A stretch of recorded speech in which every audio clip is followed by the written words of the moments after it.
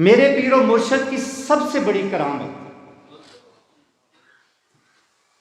आपकी ज़ात में इस्तकामत थी, सरापा इस्तकामत, सरापा इस्तकामत। अजीज़ान मोहतरम, बचपन में हम छोटे छोटे थे, पीर साहब हमेशा, हम बड़े बड़े होने तक पीर साहब हमेशा अपने साथ हमें सुलाया करते थे। छोटे छोटे हम थे तो हमें याद है कि जब हमारी आंख खुलती थी तो तख्तपोश, पता नहीं आपने देखा होगा, जिस दरबार में भी पड़ा हुआ है बड़े पीर साहब, हम तख्तपोश अपनी ज़बान में कहते हैं, उसके ऊपर जब वो नमाज पढ़ा करते थे तो उसमें से आवाज़ आती थी लकड़ी की, ची ची ची, जिस तरह वो लकड़ी हल्की हल्की हिलती,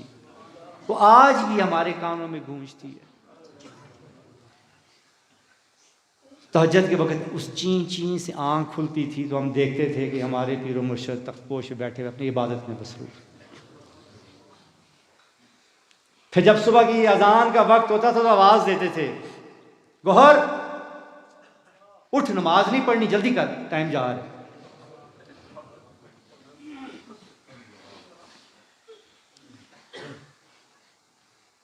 फिर इशराक तक इसी तरह उनका, फिर वही, उसके बाद थोड़ी देर आराम करना, फिर चाश्त के लिए सलातुद दुहा अदा करना, फिर इसी तरह बाकी नमाजें तो क्या, बाकी आप आ जाएं मगरिब की तरफ तो वही रूटीन, कि हमें मालूम होता था कि अब ये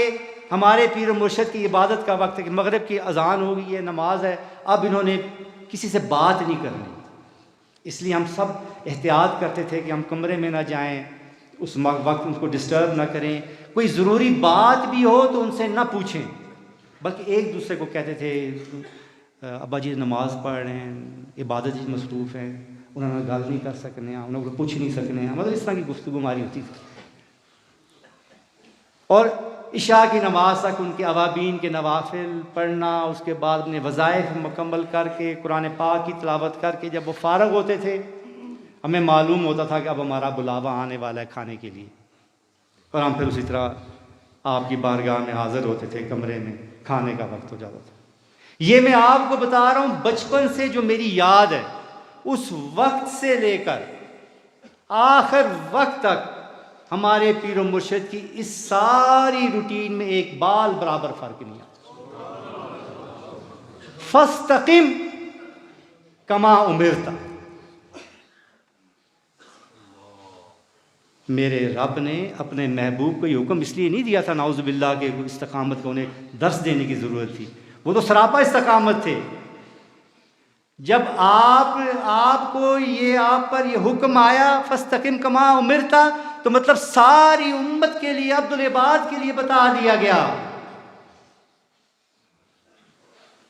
कि अगर फलाह और निजात चाहते हो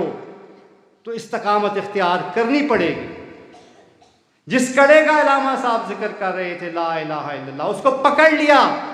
तो फिर पकड़े रहना है, फिर इस्तकामत दिखानी है, उसको छोड़ना नहीं है, उसे पकड़ी रखोगे तो फिर कामयाबी मिलेगी। यही शेवाए पैगंबरी है। नूह अलैहिस्सलाम को देखें, मूसा अलैहिस्सलाम को देखें, इब्राहीम अलैहिस्सलाम को देखें, किसी को भी देखें, किसी अंबिया में से किसी को देखें, और किसी की तरफ क्यों देखें, अपने आका की तरफ देखें, नबी करीम अलैहिस्सलातु व तस्लीम। आप फरमाते हैं कि ऐसे दिन भी गुजरे कि 30 दिन हमारे पास खाने के लिए कोई ऐसी चीज़ भी नहीं होती थी जिसे कोई भी जानदार खा सके। इंसान तो दूर की बात, जानदार कोई खा सके, पत्ता भी नहीं होता था सवाए उस चीज़ के कि जो बिलाल अपनी बगल में छुपा के रखता था। मेरे आका करीम ताजदार कायनात, रब्बे दो जहां के महबूब, वजह तख्लीक कायनात,